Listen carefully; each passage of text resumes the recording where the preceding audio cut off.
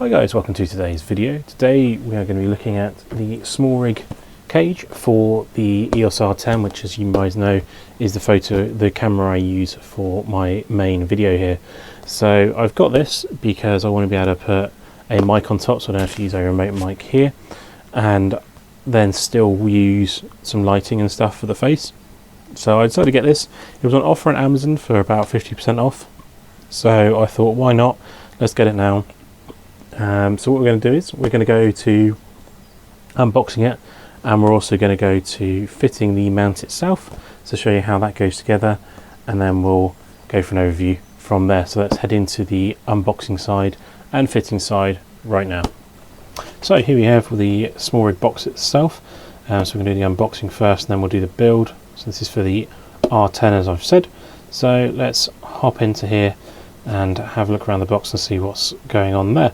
So at the bottom of the box tells you what's in the box. So you've got your cage, your side lock adapters ×2.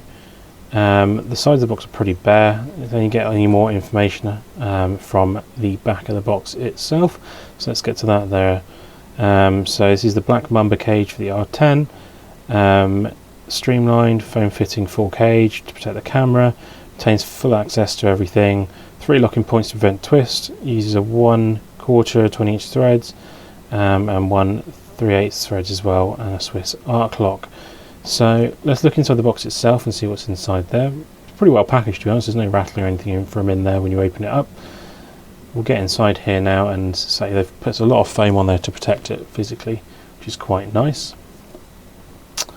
So in the middle, this is the little small kit. This has got your side lock adapters on there, which you'll need to lock the camera into place. Locks in via the strap mounts, actually, which is quite neat. And here we have the cage itself, fully aluminium. A few little carbon sort of highlights on there, but I don't believe they're real carbon. They look more like a stick on carbon. But there's nothing else in the box there, so I'll move that out of the way. There are no instructions in the box, which is a little bit disappointing. So you do have to kind of work out on the fly, but you've got the mounting points there for the extra lights, which is what I want it for. And then this is the tool they supply with it, which is magnetised to the bottom there, which is quite neat, so it can't get lost. But yeah, let's have a look and get this fitted to the R10 now. So here we have everything out and about that you'll need. You have all your side lock adapters there and the 2 parts itself. Super simple. You just slide the cage over the R10 and locate the tripod mount at the bottom. Then with the tool that they provide, it's got a nice flat headed on there. You just screw that into the camera directly, and that gives you your first contact point pretty quickly on there, and actually secures it very nicely to the camera itself. So that's locked in now. From there you have to use the 2 side lock adapters, which basically lock into the old neck straps and create new neck straps, but also use them as a full locking point. The tool provided has an Allen key end that fits that, so that's pretty good too. So we'll get that screwed in on the right hand side of the camera now. Nice and easy. Don't over tighten or else you will round these off. They are a lightweight aluminium, not a steel or anything like that, so you can round these off if you over tighten. Being in the bike industry, I'm fully aware of what that looks like. And the other one goes on the top up here, slides neatly into that part there, and then screw up as you did on the other one. Again, don't over tighten it, or you will round it off, and it'll be a pain to get off again.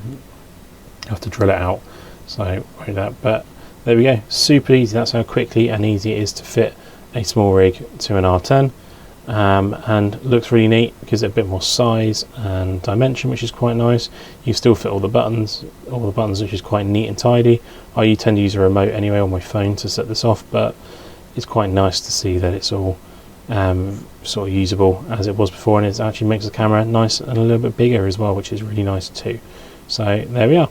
Let's go from there and have a chat about what I think about the case itself. So here it is. It makes it actually a little bit bigger, which is quite nice, a little bit more user friendly in the hands for someone with bigger hands. When I picked up the R10, I was very afraid I was going to break it because it was so small, but yeah, it fits quite nice in the hands now. The grip actually extends out on the side with the SmallRig cage itself, so it makes it hold pretty neat there. As I've said, you've got all the mountings on the side here for your extra lighting.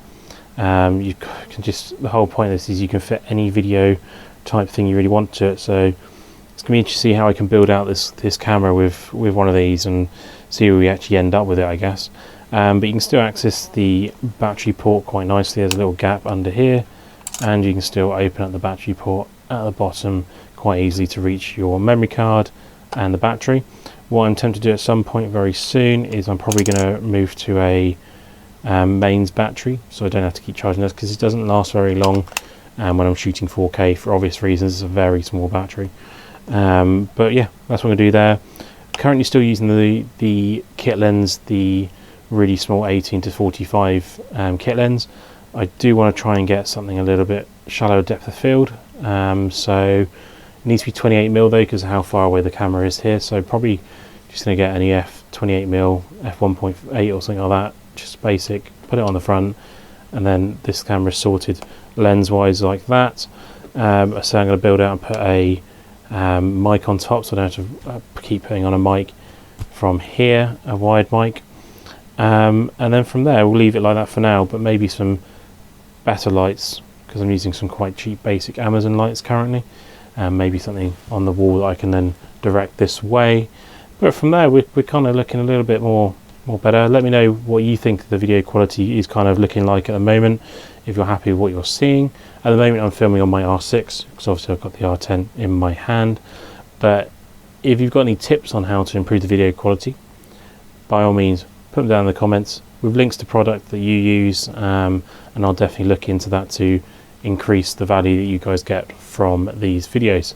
So I hope you enjoyed the video. Please subscribe, comment and like as always, and I will catch you guys later on for more content. See ya.